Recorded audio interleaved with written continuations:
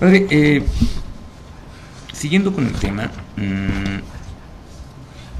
cierto, será llevar un llamado, una creación de más conciencia a todos, a todas las personas que pueblan pues este mundo. Sin embargo, para hacerlo, para poder llamar la atención, para tener cierta credibilidad, hace falta algo que en términos en castellano llamamos carisma. ¿Quién tiene el carisma para acercarse, sobre todo a aquellos que tienen una diferente forma de vida cultural? Bien, pues ahí está el carisma misionero.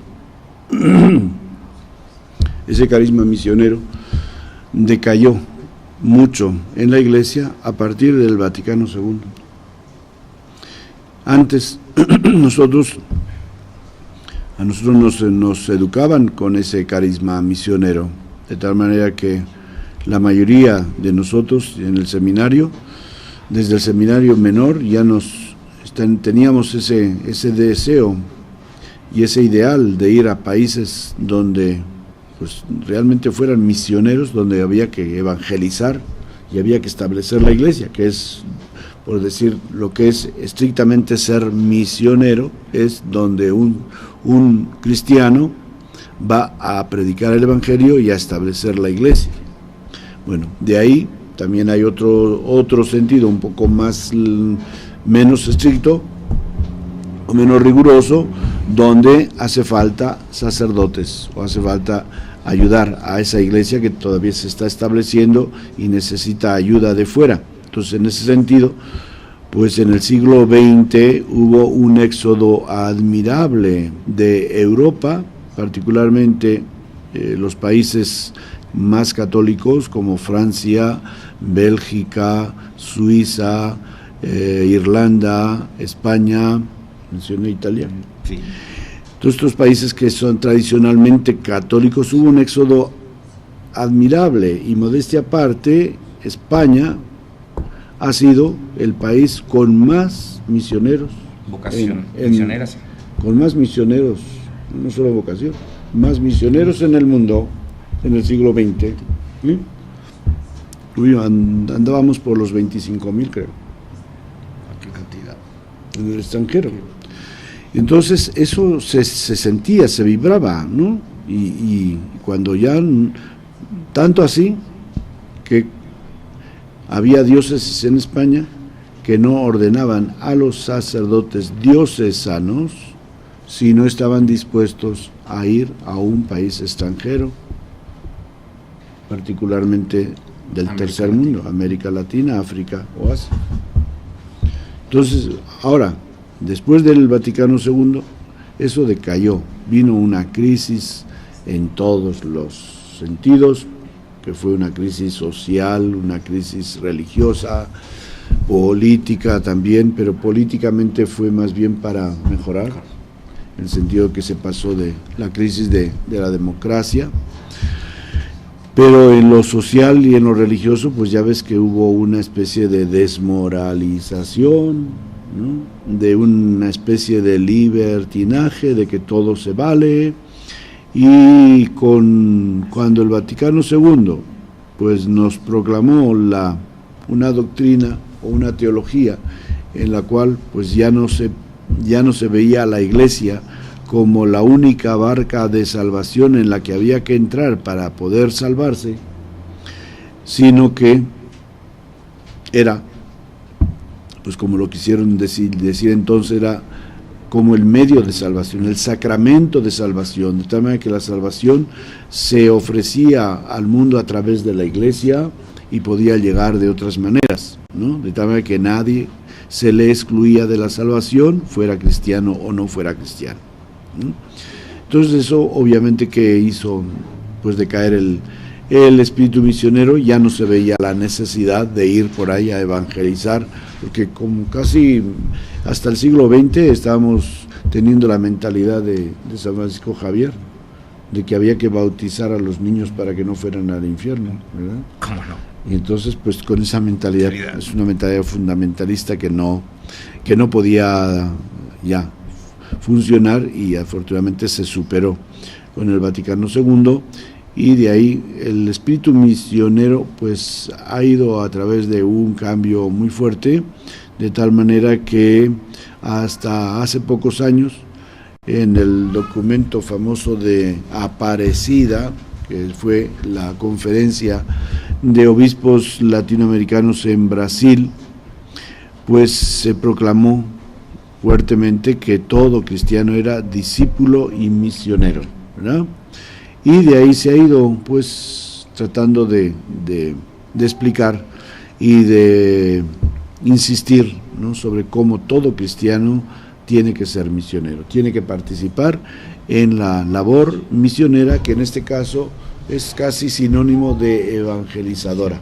O sea, ser misionero es ser enviado. Claro, la palabra misión es envío, y el misionero es el enviado ¿a qué? A evangelizar. Entonces, en el misionero está incluido el evangelizador, ¿no? Entonces, la labor evangelizadora de por sí se confunde con la labor misionera, porque nadie puede evangelizar por su cuenta, tiene que ser enviado, ¿no? Y al ser enviado es misionero. Así es.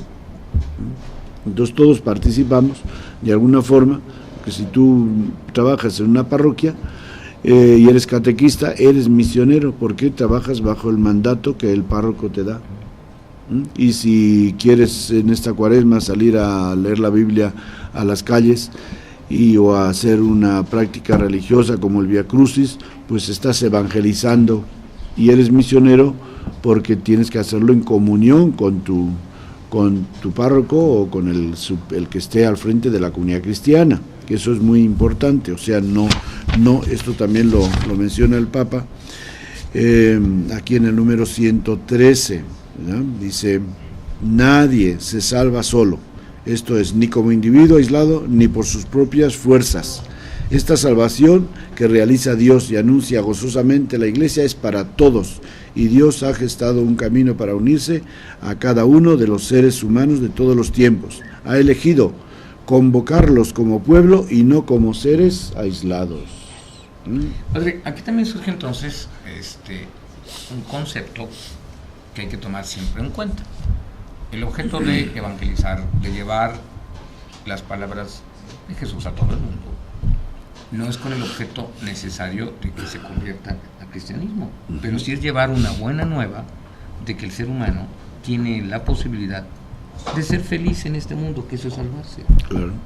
Claro. Simplemente siguiendo las palabras y las enseñanzas de Jesús, independientemente a qué religión, cultura, sociedad, condición, edad, etcétera, se tenga. Claro. Esto ya lo hace más humano, más comprensible y más del siglo XXI, pero es todo un reto. Claro, y eso lo vemos en Jesús, que Él predica y luego de vez en cuando dice: si quieres ser mi discípulo, pues sígueme. Ahora haz esto, pero si no, pues ya oíste lo que tienes que hacer, que quiero, ¿no? Y hasta alguno, ¿te acuerdas que mencionamos aquí que uno que quería seguirle y le dice: no, tú vete a tu casa y da testimonio de lo que has visto y oído, ¿verdad? O sea, no es proselitista Jesucristo, ¿no? Él predica, él enriquece la vida de las personas, pero no está fundando un grupo así inmediatamente para que todo el mundo le llame maestro y esté ahí pendiente de él, ¿no? Ya luego eso se origina pues espontáneamente, porque es una necesidad natural que el ser humano tiene. Cuando Jesús dice: vayan, prediquen el Evangelio y bauticen, para que los que quieran aceptar esta buena nueva se bauticen como señal de que lo aceptan, ¿verdad? Y bueno, pues lo que pasa es que esta gente que se bautiza y que acepta a Jesús como su Señor, luego quieren unirse, quieren juntarse para cultivar esa vida, y eso es lo que origina que haya una comunidad cristiana que se llama iglesia, ¿no? Pero Jesucristo no tiene esas tendencias proselitistas, en ese sentido de que lo importante es hacer grupo y lo importante es conquistar a la gente, ¿no? Lo importante es... Parafraseándolo a usted, sí, Jesucristo tiene la intención de enriquecer a todos y cada uno de los seres humanos que toca. Claro. Eso es indiscutible. No que lo sigan, no. Claro. Pero te estoy enriqueciendo humanamente con mis palabras. Así es. Y dice, los que estén cansados y agobiados, vengan a mí. Así habla en general. No se refiere solamente a los discípulos en general, solamente, sino que habla en general a todos. A veces habla a los discípulos, a veces se dirige a los apóstoles, pero en general su doctrina va dirigida a todos y no les dice, como decimos aquí en la tele, no se vaya, que seguimos, que volvemos, escúchenos, el próximo viernes aquí estamos a las 4, no se vaya a ir a escuchar a otro. Es que es el siglo XXI, padre. Todos tenemos esa manía proselitista que queremos que nos escuchen solo a nosotros. No escuchen si quieren, y si no, escuchen otra cosa. Pero mejor escuchenos a nosotros. Y así Jesús, así, eso es lo que tenemos que aprender, respetar la libertad de la gente. Hoy escuchaste, te gustó, pues mire, si quieres el viernes, vienes y escuchas otra vez, aquí estaremos nosotros.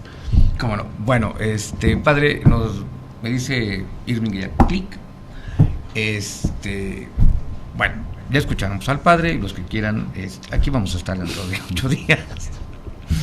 Aquí los esperamos, y a los que nos ven del otro lado del Atlántico, muchas gracias, muy buenas noches. A los que nos ven en América, muy buenas tardes, gracias igualmente.